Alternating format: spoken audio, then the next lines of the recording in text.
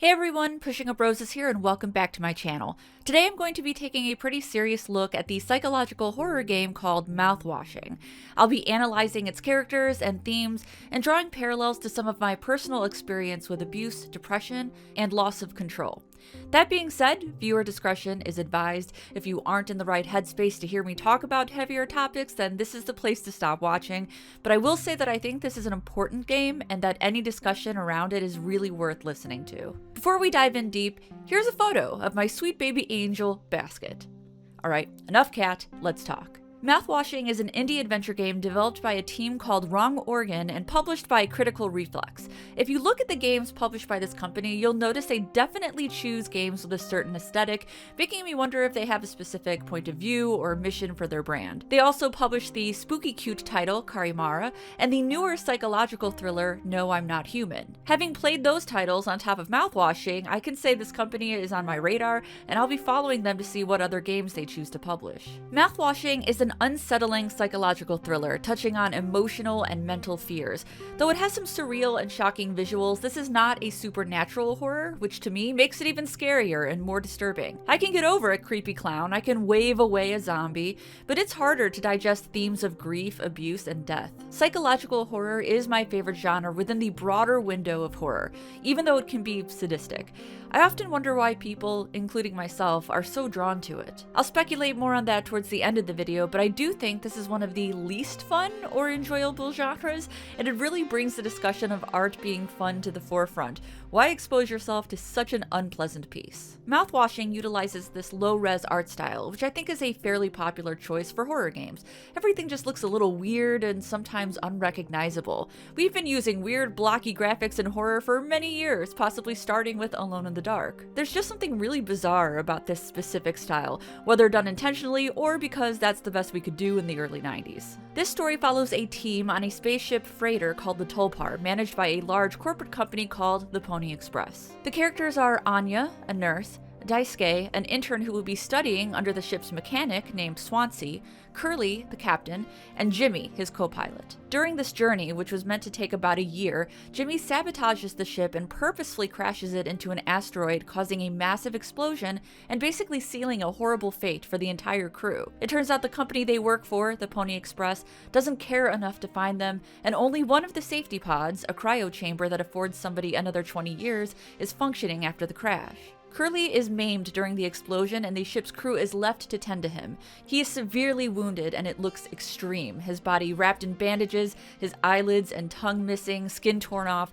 Some of the gameplay actually involves giving Curly his painkillers. He is absolutely helpless and in constant pain. The crew is under the assumption that Curly crashed the ship and are constantly speculating why he would do such a thing. However, you, the player, discover that it was Jimmy that caused the explosion, has been putting blame on Curly, and has been mistreating the other crew members. And when I say this guy is maybe the most hated fictional character on the internet, I mean it. The world!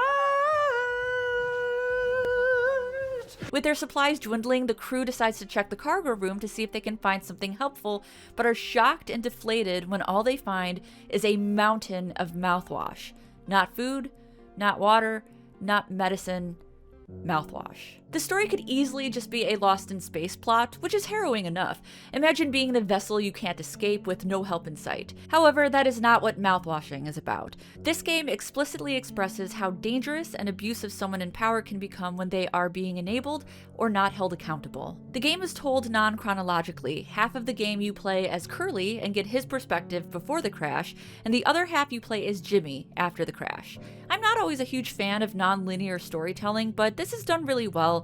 I never felt confused about the timeline, and I do like how the story unfolds and how you go through the series of events that take place on the ship. Not even halfway through the journey, Anya is sexually assaulted by Jimmy and becomes pregnant, and now because of the crash, she is stuck on this tiny spaceship with a violent abuser and 3 other men who either couldn't or wouldn't help her. Before the crash, Anya tells Curly that she is pregnant.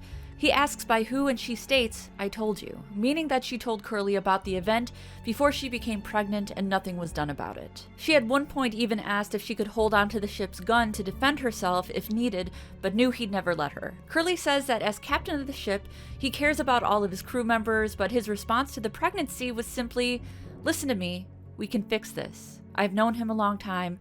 I can talk to him. No words of comfort, sympathy, or empathy. When he approaches Jimmy, he barely raises his voice. He tells Jimmy that we can figure this all out, you and me, as though the assault is a problem for the both of them and their reputation, and not for the victim, Anya. He's trying to reassure Jimmy instead of scolding or demoting him, and Jimmy refuses to admit he did anything wrong and instead says he'll take care of it. This is when he decides to crash the ship, sending the entire crew to their doom, obsessed with the idea that he will be remembered heroically and not for the absolute monster he is. I think it's interesting that there was a pretty sizable amount of people who didn't catch the assault right away. I can see why you might miss it. You might think she's upset because she's pregnant and now has to give birth in space, or that Jimmy wouldn't support her, but throughout the game there are a lot of indicators as to what happened, starting right at the beginning. Before the journey, Anya performs a psych evaluation on Curly and mentions she feels uncomfortable examining Jimmy. He's been harassing her, ridiculing her exam, but you don't know Jimmy's personality quite yet. He could be messing around or acting like a dick. After all, Curly responds to her in a lighthearted way and doesn't seem alarmed, though he does perform the psych evaluation on Jimmy himself. This so brilliantly portrays how casual people can be about harassment. How many times have people, particularly women in male-dominated spaces, have been told they're overreacting, over-emotional, can't take a joke? There's also a few scenes post-crash where Anya is praising Jimmy for doing something minor. It might seem like she's being nice to him, but what she's actually doing is something called fawning, which is a trauma response. I've done it myself as a defense mechanism. It can also come across as love bombing because of the excessive flattery, but in reality, you're simply afraid of your abuser's anger and you're trying to placate them or maybe somehow tap into their warmer, more human side. It is not someone defending their abuser, it is someone trying to maintain their peace. In a later scene, Anya asks why there aren't any locks on the rooms, but there are on the cockpit, providing safety for the main people in power and not for the rest of the crew. After the crash, Anya begins sleeping next to this giant animatronic figure of the Pony Express's mascot named Polly, and the reason she does that is because it has a motion sensor on it. Polly says, "Teamwork makes the dream work. Yay!" Despite all of these things and knowing about Jimmy's depravity, Curly doesn't do anything to prevent what happens to Anya. I think this happens all the time, outside of video games and film, people knowing a woman has experienced abuse in her community but either choose not to do anything about it, perhaps sometimes out of fear, or choosing to still support that woman's abuser because men want to protect each other. This game explores what a boys' club really is and the lengths that we'll go to protect each other. Curly even asks if Jimmy seemed mad at one point, and you can take this one of two ways. Curly is also scared of Jimmy and his anger, or Curly doesn't want to rock the boat or cause a situation. There's a scene in this game where Anya is looking at a large projection screen of the sunset, the only imagery they have to remind them of the outside world. She notices a dead pixel and asks if Curly can see it. He does not. A great metaphor for someone who can't or won't see the bigger picture because the problem is too small to care about. I want to talk about the other characters and how they play a part in Anya's situation. Daisuke is also a tragic character, sent to the ship by his parents in the hopes that he'll make something of himself. He's young and naive, wearing a shirt with hibiscus flowers on it, and a Game Boy can be seen around his bed after the crash. Sometime later, Daisuke finds Anya has locked herself in the medical bay with Curly, and it's unclear to the player why. Jimmy coldly tells her to open the door, and Anya says that he was right. She should have done what he told her to do in the first place. The only way into the medical bay is through a vent, which has exposed wire running throughout. Despite the potential danger, Jimmy persuades Daisuke to go through the vent. A horrendous scream is heard, indicating that he was wounded, followed by shock at what he finds. We don't see what happens right away. The screen is blurred as Jimmy tries to find some kind of antiseptic for Daisuke, not even acknowledging that something else has happened to Anya, or Curly, or both of them. He eventually douses Daisuke in mouthwash, which basically gives him a death sentence because the mouthwash has too much sugar in it to be a disinfectant. I think this just shows that Jimmy never really listened to Anya or cared about what she had to say. She was actually the one that told Jimmy about the mouthwash being ineffective. We also have Swansea, the outwardly grumpy handyman, and he is furious at Jimmy for not being able to do anything right. Swansea is an interesting character. He's portrayed as a crotchety older man who had a rough upbringing. Daisuke is Swansea's intern, and though Swansea complains about him being a young, dumb kid, it becomes apparent that Swansea cares deeply for him, and that the pair shared a kind of father-son dynamic. Swansea, knowing that Daisuke won't survive his injuries, kills him with an axe. As a side note, I think it's interesting that his name has the word swan in it, and in the wild, swans will sometimes kill their children if they are sick or infected. And I'm not the first person to point that out, I just think it's worth doing so again. It is heavily implied that Swansea was secretly saving the only working cryo chamber for Daisuke. Throughout the game, he doesn't allow anybody into the utility room. When Jimmy sees the cryo chamber, he thinks Swansea is saving it for himself. Since Jimmy is selfish, he assumes everyone else is the same way. But it's clear from the way Swansea speaks about Daisuke's death that he wanted him, quote, off this rock. After the Mercy killing, it is revealed that Anya had taken her own life by taking all of the painkillers. When you discover her body, you cannot interact with or even really look at it. Jimmy says nothing about it, reinforcing the idea that he will not take any responsibility for his actions. This also means that the thing Jimmy told her to do earlier was likely to take her own life. I think for Anya, doing this was her own way of taking back control. It was ultimately her choice, though a tragic one, contrasting how the other characters controlled her, especially Jimmy, and even Curly to an extent, by not allowing her to protect herself. Some people think Swansea is a good guy deep down, as he cared so much for Daisuke, but I think he's more complicated than that, and also fell victim to the boys club mentality on the ship. Swansea becomes infuriated at Jimmy only after Daisuke's death, making me wonder why he didn't confront Jimmy much earlier. You could assume maybe that Swansea didn't know about Anya's assault, but there are a few things that made me think otherwise. There's a scene that happens earlier where you find Anya and Swansea discussing something, with Anya saying, "No, I completely understand." I think Swansea told Anya about his plan to save Daisuke, which she said she understood. Later, when Swansea is trying to attack Jimmy, he angrily says that Anya told him some disturbing things, so I do believe Anya confided in Swansea about the assault. While it's noble to want to save Daisuke, and probably the right choice, he's the youngest one, it does seem like Anya, as the only woman, is once again sacrificing herself for another guy. And also, Swansea knew what happened and also didn't do what he needed to do to protect her. He only confronts Jimmy when Daisuke dies. I'm not saying that Swansea is a bad guy. I think he represents a person similar to Curly, men who don't necessarily blame the victim, but also don't do anything to confront the abuser, or even worse, enable the abuser, especially if they're a friend. Swansea didn't do anything directly wrong. I just think it's interesting that he knew all of these details but only acted strongly when the son figure of his life was hurt by Jimmy's actions. Curly and Swansea, though Swansea maybe to a lesser extent, are definitely reminders that somebody doesn't have to be this outright evil person or have malicious intent to cause serious harm to others. Jimmy also ends up killing Swansea, leaving just he and Curly as the only living people on the ship. A bit later in the game, Jimmy hallucinates, seeing Daisuke, the hibiscus flowers like the ones on his shirt, and Swansea's keys hanging above the malfunctioning vent, indicating that his subconscious is providing some feelings of guilt, but I didn't see anything reminding him of Anya. I could be wrong, you can definitely miss a few details in this game, but I think that's just another way that Anya is completely forgotten. There appears to be some shame for the other guys, at least on some kind of weird self-pitying level, but nothing for her. Throughout the game, he does get reminders of his unborn child, but never explicitly Anya. Though this game has horror that is more human than anything else, the visuals do get pretty surreal. You can look at this in two ways. You can look at this. Get it? Get it? 'Cause eyeballs! Sorry, back to it. You can look at some of these things as relating to how Jimmy is seeing the world in some skewed, messed up way, or it can simply exist to be shocking. This is a horror game, after all. I'm totally fine with scary visuals only existing to be scary. These eyeballs, resembling Curly's, can represent Jimmy being watched by Curly, and Curly knowing the truth, or they can just be a bunch of eyeballs. Also, it's giving sanitarium. Regardless, I don't perceive any of these things happening in real life. I think all of these body horror parts are in Jimmy's head, which also tends to feed his delusions about how to fix things and take responsibility. He has hallucinations about being a great captain and being remembered as a hero, and feels like the best thing to do is to put Curly in the cryo chamber. The way I was absolutely losing it with frustration when I was playing through this section, my god, I had to keep playing this game as someone who kept spewing all this shit about fixing everything but takes no accountability for Anya, Daisuke, or Swansea, then go get Curly, fucking Curly, who probably doesn't even want to be saved, and put him in the cryo chamber as Jimmy waxes poetic about finally taking responsibility for the situation.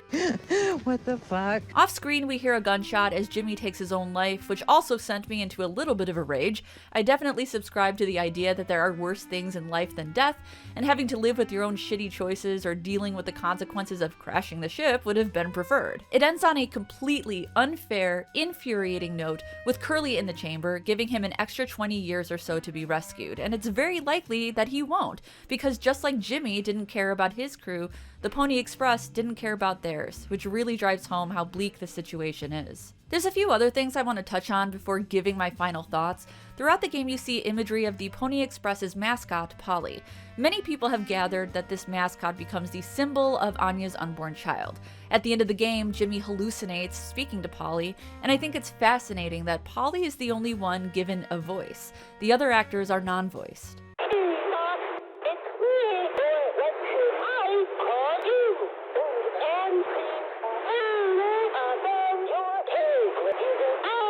She is also the only one who speaks the truth to Jimmy, asking if he wants to take responsibility, then why is he so concerned with Curly? Another thing I think worth mentioning is that throughout the game there are a few mentions of Anya being a bad nurse. She is unable to give Jimmy his psych evaluation at the beginning of the game.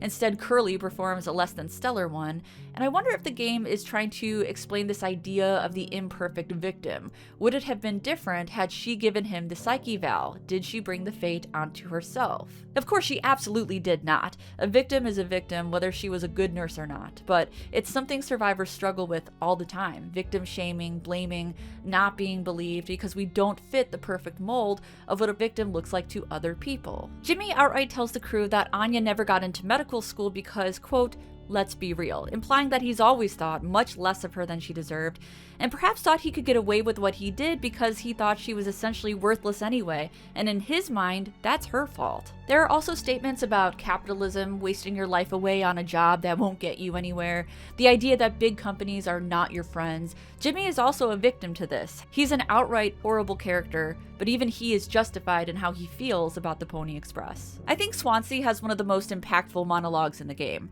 As Jimmy is about to shoot him, he talks about his sobriety and how he realizes that now, in this awful situation, the best days of his life was when he was an alcoholic, sick and barely functioning on the floor. It reminded me of when I'm feeling particularly depressed or lost in life, I start to think back about the messier times and convince myself that they were the best times. As time passes, the pain of those memories dissipate and they become almost nostalgic, like your brain is trying to convince you that things were better before when they really weren't. Sometimes I miss caretaking for my mom when she had cancer, and at the time, it was harrowing and soul-crushing. It was the worst year of my life. But there were times in those off moments that I miss, like the look of her bedroom, the music we played as she slept, the Christmas tree I set up when she was in a coma. And it's because those things had meaning, even if they were bad. It's one of those things where I'd rather feel the hurt than nothing at all. I think what Swansea is saying that in this moment, he would rather go back to feeling something, living a messy, hellish life, than living something meaningless on a ship, delivering mass amounts of mouthwash, then left for dead. One last thing I want to bring up is, why mouthwash? It could have been anything mundane they were shipping: cotton balls, toothpicks, cardboard. Obviously the choice is meant to be something pretty useless to drive home how meaningless the year-long journey really was, but I think it does play a role in the themes of the game. The name of the mouthwash is called Dragon Breath, quote, all day fire fresh, meant to kill 99.9% of bacteria, not a trace left, which reminds me of the explosion and everything just kind of setting ablaze and burning down, even Curly's entire person being burned away with hardly a trace left of him. There's also the fact that mouthwash is only a temporary fix to a deeper problem.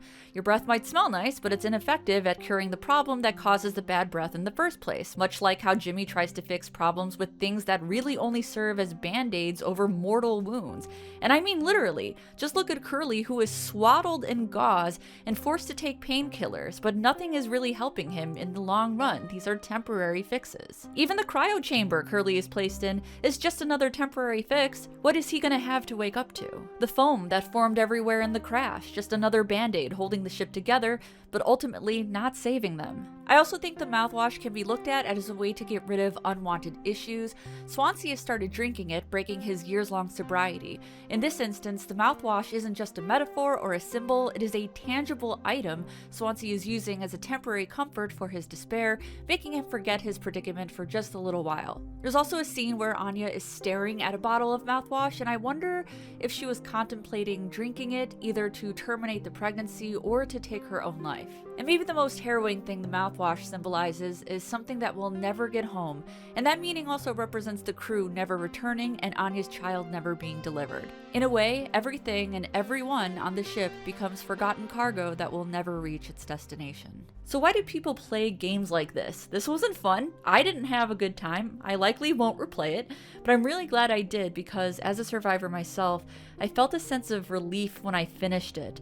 I felt less alone, maybe even heard in an indirect way, because I felt the writer of the game understood something that I and countless other people have been through. Even if you can't relate to Anya's specific story, I think everyone can relate to feeling hopeless, defeated, like life isn't going anywhere. So I think it's an important game and an important piece of art that uses psychological horror to get several messages across. And I want to earnestly thank the writer, Johanna Kasarinen, for such a brutal and honest story that I think so many people will connect with. I can only imagine it had to be cathartic for her too, judging by the absolutely cutting text that sometimes flashes on the screen. I hope this hurts. I took this as a very direct message from the writer. I hope so too. If you want to hear more thoughts about mouthwashing, including how capitalism plays a big role in the storytelling, and more about the mechanics and how the gameplay actually works, me and my co-host for the Save Your Game podcast talk about it in depth, and we cover many things I didn't mention here. I'll leave a link in the description below. I hope you consider playing mouthwashing, if for nothing else than to support an indie developer so they can continue to create great games. I know this was a heavier topic for me with very little snark to break things up, so if you need something lighter to watch after this, give some of my other videos a try. I have a couple recommendations for you on the screen, and if you want to support me and my creative endeavors, there's a Patreon link below. Thank you so much for liking and subscribing, and as always, I will see you in the next one.